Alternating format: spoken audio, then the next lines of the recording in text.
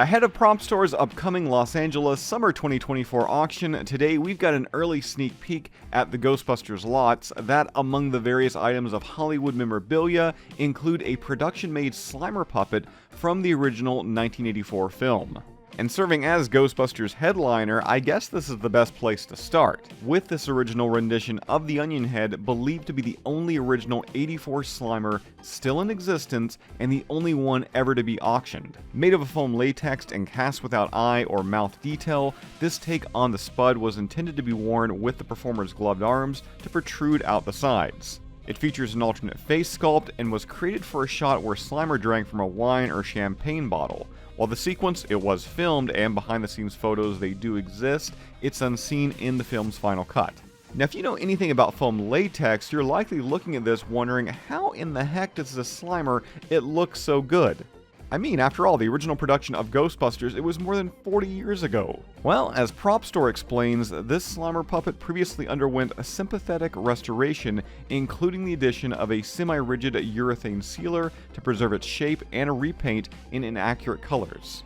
More recently, to return the Onion Head to its original 1984 look, the puppet underwent a more accurate, modern, and high-end restoration by special effects studio Arian LLC, known for doing the creature work on the latest Ghostbusters films, including recreating Slimer for Ghostbusters Frozen Empire. Eye replicas were also mounted at that time. Now, while you know that I would love to add this Slimer to my collection, it's totally out of my price range with a closing projection of $10,000 to $20,000. And personally, I think it'll likely more than double it. Like, if you want to talk Ghostbusters film history, I don't think it gets any bigger than this. That is, unless of course you're talking about the Stay Puft Marshmallow Man. Another first coming to market is a full-size sailor's cap that belongs to Mr. Stay Puft. Cast in a foam latex and painted white, the hat features a flocked Stay Puft band with the top button and red tassel still intact. Clearly exhibiting signs of deterioration, like Slimer, this has received some sympathetic stabilization and restoration.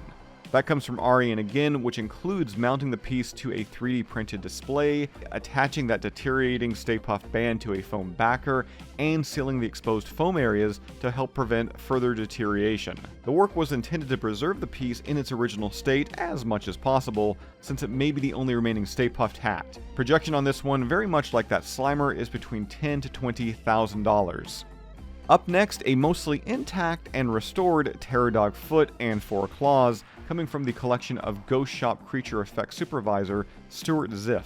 Consisting of one foam latex foot painted brown and black that, while described as extremely brittle, has also undergone sympathetic restoration to fix chipping, tearing, and holes. For those keeping score, the claws, they were created for use during the Terror Dog's emerging sequence, and the projection on this one is between $3,000 and $6,000. Several matte paintings from artist Matthew Uricich will also go up for auction, including one of Dana Barrett's apartment building used during the shot of crowds fleeing following the arrival of the Stay Puft Marshmallow Man. Given its immense size, which is 83.5 inches in length when framed, and Uricich's legendary career, the matte painting carries a closing estimate of $10,000 to $20,000. The first Ghostbusters 2 lot offers a race stance utility belt with belt gizmo and ghost trap holster. Of course, worn by Dan Aykroyd, identifiable markings include DA hand-marked on the interior. Despite some cracking and showing some grime from wear and age, the closing estimate on this one is between $8,000 to $16,000. From there, we've got 2016's Ghostbusters Answer the Call, and much like previous Propstore events, 2 screen-used V3 light-up proton packs and wands will go to auction. These have been identified as the ones Melissa McCarthy and Kate McKinnon wore, with estimates on these between $6,000 to $12,000 individually. Also included is a screen-matched, light-up, reel-to-reel recorder expected to close between $12,000 to $24,000. Finally, I'm going to hit you with an onslaught of items here because details on these, they are a bit scarce, but they're rather self-explanatory. Here we've got the Temple of Gozer door model miniature, estimated between $3,000 and $6,000. These next two were used in that Stay Puft scene from the first film. First, a taxi model miniature with crew parking placard, estimated between $1,000 to $2,000. Then a fire department truck model miniature, estimated also $1,000 to $2,000.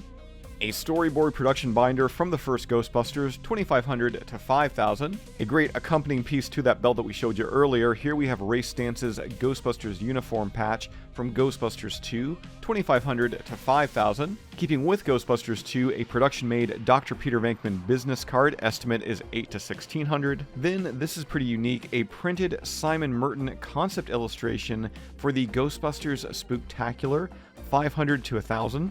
And then finally, a collection of 173 continuity photographs from Ghostbusters Afterlife, estimated between $1,000 and $2,000. Now, when it comes to Propstore's Los Angeles Summer 2024 auction, it's going to run next month, August 15th to 18th.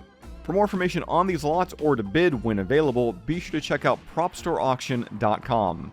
With that said, that's all I've got for you for this one. As always, subscribe. If you'd like to join up with Ghostbusters news, check out our Patreon page. A link to that is down below in this video's description, and we'll see you right back here next time.